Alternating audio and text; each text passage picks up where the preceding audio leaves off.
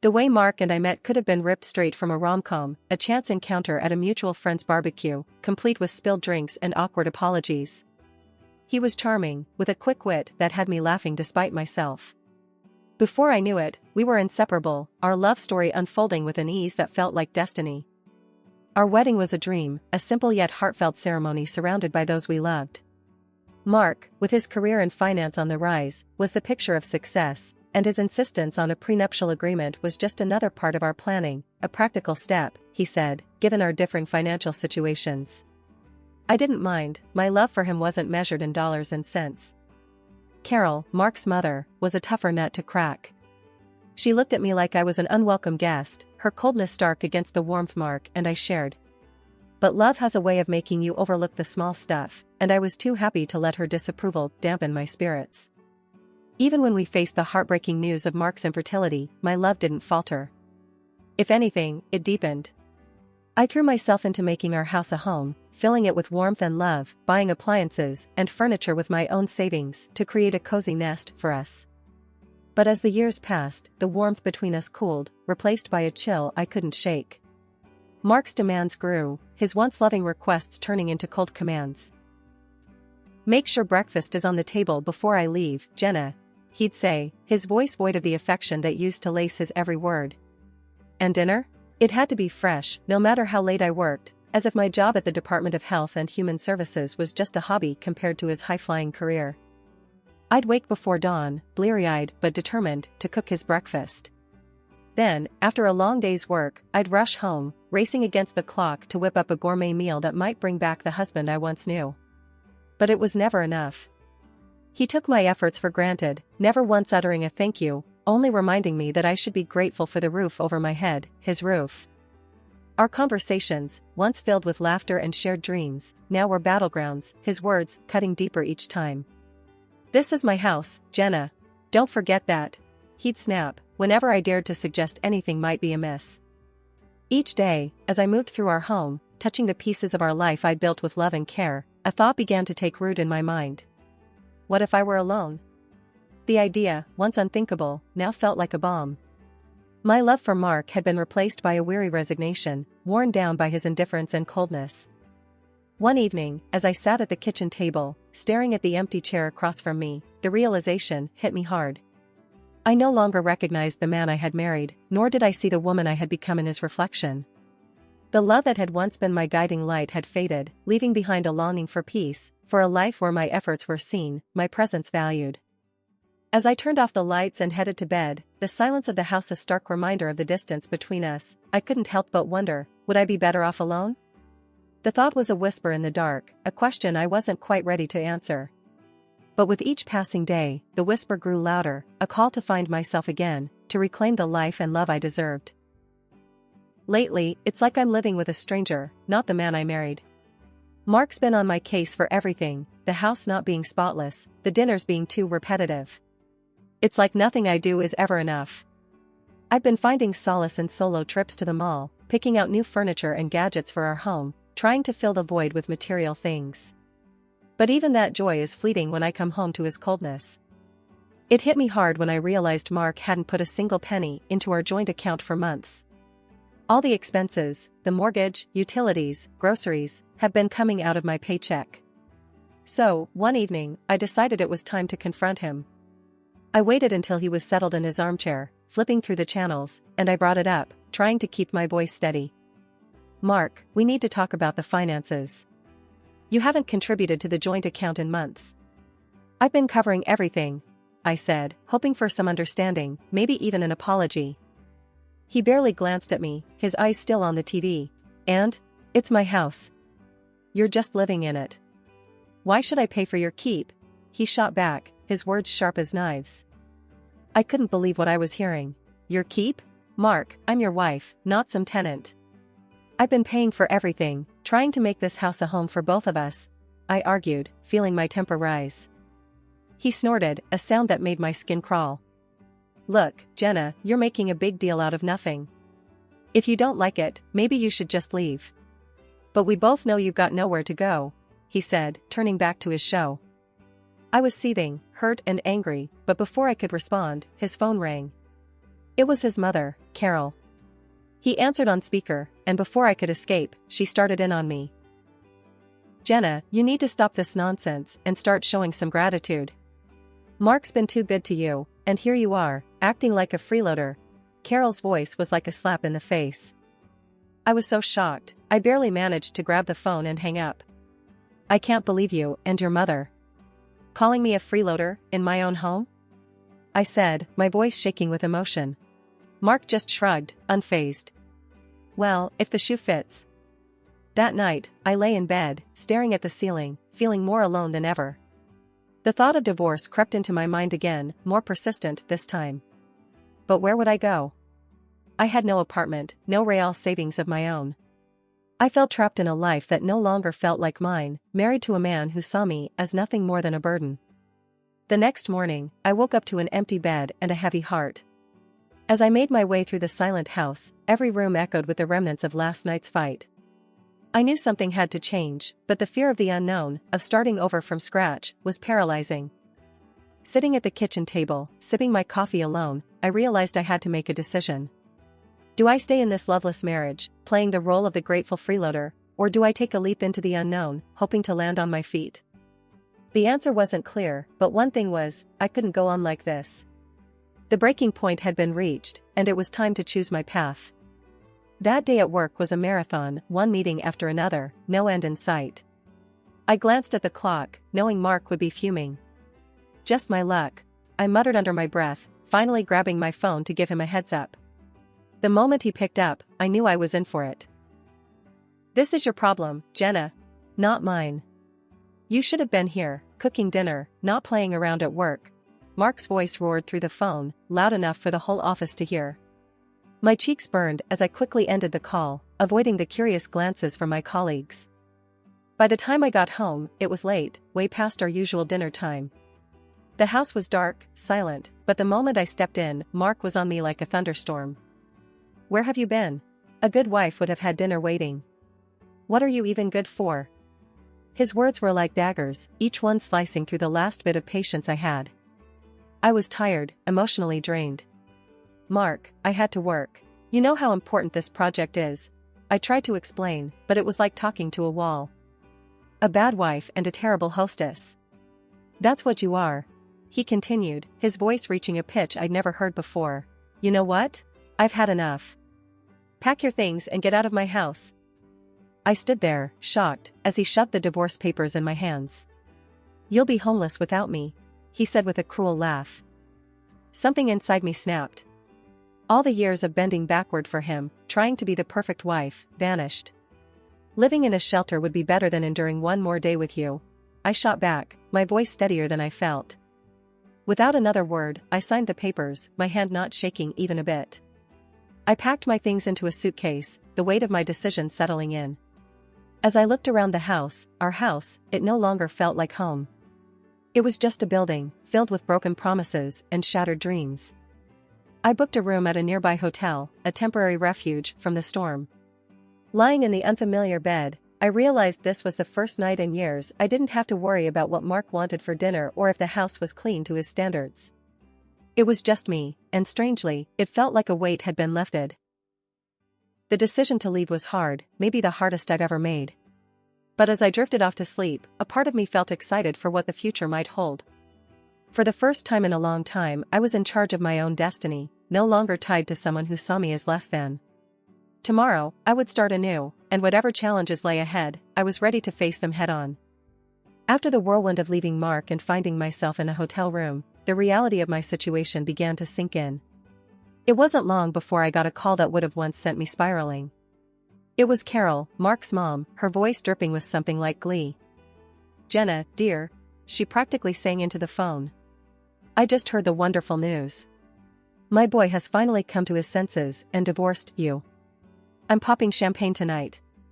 It's a celebration, dear. He made a huge mistake marrying you, and now it's corrected.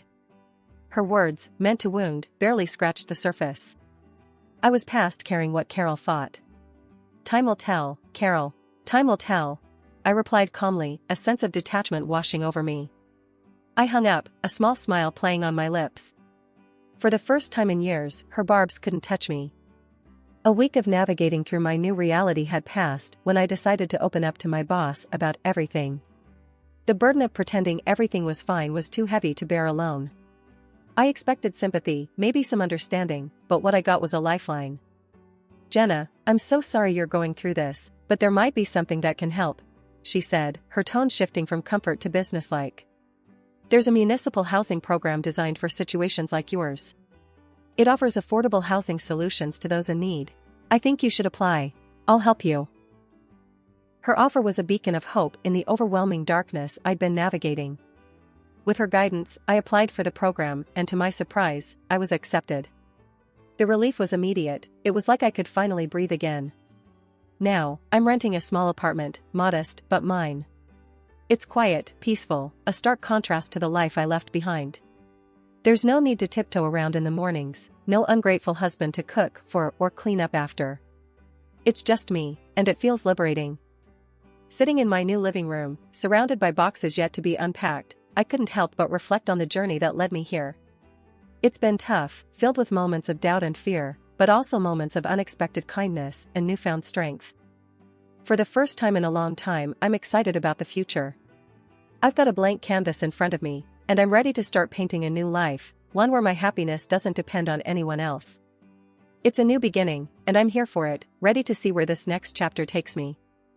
It had been a quiet few months since I started over, finding peace in the simple routines of my new life. Then, one afternoon, as I was enjoying a rare moment of calm, my phone erupted into a cacophony of rings. The screen flashed a name I hadn't seen in ages, Carol, my ex-mother-in-law. My heart sank. "Why now?" Bracing myself, I answered, "Hello? Jenna, you need to come back to Mark this instant." Carol's voice screeched through the speaker, so loud I had to pull the phone away from my ear. I sighed. "Carol, why would I ever do that?" The question was rhetorical, more for myself than for her. "Because he's in trouble, that's why. That fool of a son of mine bought shares years back, took out loans, and now? He's up to his neck in debt. It's a disaster, and you need to help him sort it out." Her voice was a mix of anger and desperation. I couldn't help but laugh, not out of amusement, but sheer disbelief. Help him? "Carol, do you remember the prenup? The one Mark was so eager to have? It says clearly that I'm not responsible for his debts. And let's not forget, we're divorced. His financial mess isn't my problem." There was a sharp intake of breath on the other end. "Ungrateful girl. After everything we've done for you, you're just going to abandon him?" Her tone was accusatory, as if I had committed a grave sin. "Everything you've done? Carol, let's be clear.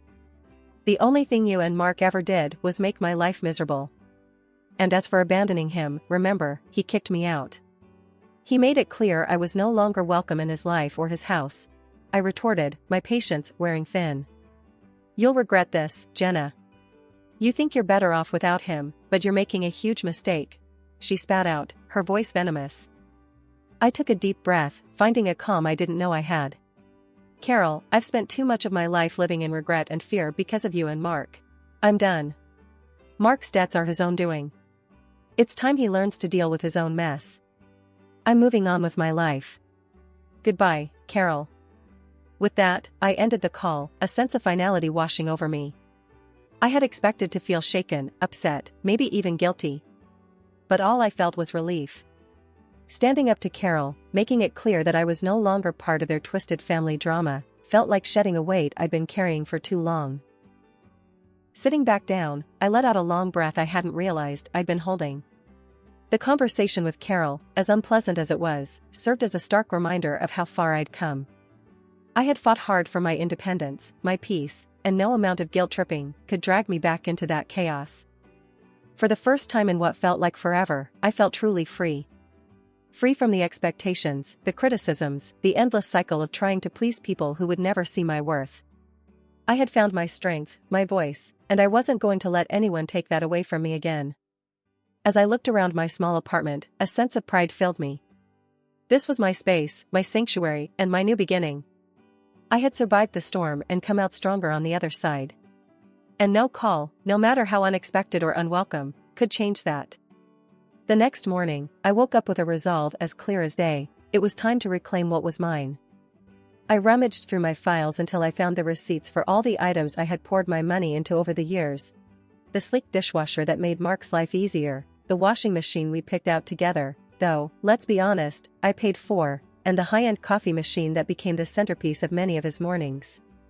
It wasn't just about the money, it was about the principle, about not letting my contributions be erased and taken for granted any longer. With a moving truck booked and a couple of strong helpers at my side, I went back to the house that was no longer a home. The door opened to an eerie silence, a stark contrast to the chaos of emotion swirling inside me. As the workers started loading up the truck, I couldn't help but feel a mix of satisfaction and sadness. Each piece of furniture, each appliance, had a story, a memory attached to it. But as they say, you can't cling to the past if you want to move forward. Just as we were finishing up, my phone rang. I knew without looking who it was. Mark's name flashed on the screen, his call as predictable as it was unwanted. I answered, bracing myself for the storm. "Where the hell is all my stuff?" he bellowed, skipping any pretense of a greeting. "Your stuff?" I couldn't help the incredulous laugh that escaped me. "You mean the things I bought with my money?" "I've taken them back, Mark. According to our prenup, I have every right to." His curses and insults flew fast and furious, a torrent of anger that once would have cowed me. But not anymore. "Listen, Mark," I cut in, my voice steady. "I wish you the best, truly. But this is where our paths diverge for good." And with that, I hung up and blocked his number, a symbolic gesture of cutting the final tie that bound me to a life that no longer served me. As the moving truck drove away, my heart felt lighter than it had in years. This wasn't just about reclaiming my possessions, it was about reclaiming my life, my independence, and my self-worth. I knew there would be challenges ahead, but for the first time in a long time, I felt ready to face them head-on, on my own terms. 6 months down the line, life's taken a turn I hardly dared dream of. I've snagged myself a cozy apartment in a neat part of town, all thanks to this social program my boss tipped me off about. The deal was sweet, a manageable down payment with tiny payments stretching out over the years. For the first time, I'm not just scraping by, I've got a bit of wiggle room in my budget, enough to spoil myself without worrying about anyone else's needs or wants. The day I got the keys to my place, I remember stepping through the door, the sense of ownership washing over me. It was a blank canvas, and for the first time in forever, I could paint my life exactly how I wanted. No compromises, no sacrifices, just me. I treated myself to some paints and canvases, a nod to the girl I used to be, the one who found joy in splashing watercolors around, lost in the flow of her own creativity. I even painted a self-portrait, something I'd never have dared do before. Staring at my work, I saw a woman who'd weathered storms and come out stronger, a woman who didn't need anyone else to define her worth. It was like I was seeing myself clearly for the first time, beautiful, self-sufficient, and yeah, a bit selfish, but in the best possible way. And then there's Max, my little bundle of joy, a scrappy little dog with eyes too big for his face and a heart just as oversized. Adopting him felt like the final piece of my new life clicking into place. We'd become a team, exploring the neighborhood, making the apartment our home. One evening, as Max and I were curled up on the couch, my phone buzzed. It was a text from a friend I hadn't seen since the divorce storm hit. "Heard you're doing well. Coffee sometime?" I smiled, typing out a reply. "Yeah, life's good. Coffee sounds great. My place, actually. I've got some art to show off. Look at you, all artsy and independent. Can't wait to see it. And meet Max, of course," came the reply. Laughing, I set the phone down, looking around my little apartment, my sanctuary. It's funny how life works out. Once, I thought I needed a husband, a big house, and a certain lifestyle to be happy. Now, I've got a small apartment, a dog, and my art, and I've never felt more fulfilled. "Max, buddy," I said, scratching behind his ears. "We're doing just fine on our own, aren't we?" He barked in agreement, and I laughed, feeling a surge of gratitude for my independence, for the struggles that brought me here, and for the simple joys that filled my days now. This was happiness, unfiltered and undiluted, and it was all mine. Life's taken a turn I could have never predicted a year ago.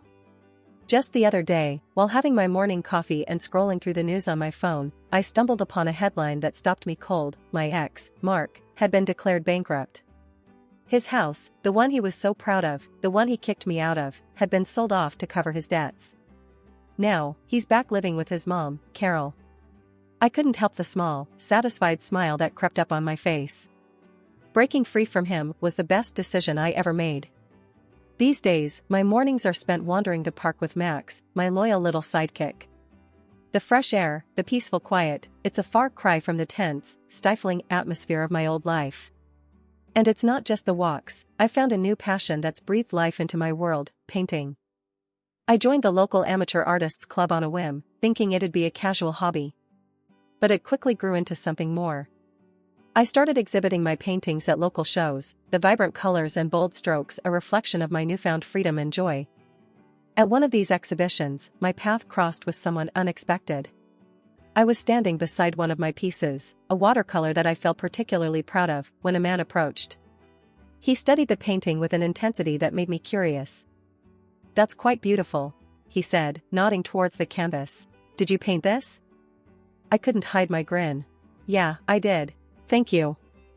We got to talking, and it turned out we had a lot in common. Before I knew it, we were sitting in a nearby cafe, chatting over coffee like old friends.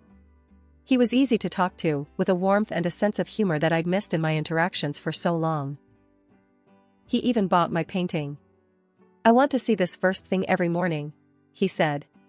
"It's inspiring." That coffee turned into dinner a few days later, and then into walks in the park, Max trotting alongside us. He introduced me to his kids, two bright sparks, who welcomed me with open arms and laughter. It felt natural, easy, like a piece of my life that had been missing without me even realizing it. One evening, after the kids had gone to bed and we were sitting on his porch, he turned to me. "You know, I'm really glad I bought that painting," he said, his voice soft in the twilight. I smiled, leaning my head on his shoulder. "Me too. It's funny how things work out." It got me thinking about how far I'd come, from feeling trapped and hopeless to standing on the cusp of something beautiful, something new. I was free from the shadows of my past marriage, ready to dive into the future, whatever it might hold. As Max and I continued our morning walks, I found myself reflecting on the journey. The pain, the struggle, it all led me here, to a place of peace and potential. I was ready to embrace whatever came next, open-hearted and free. Life, it seems, has a way of surprising you, of turning the page when you least expect it.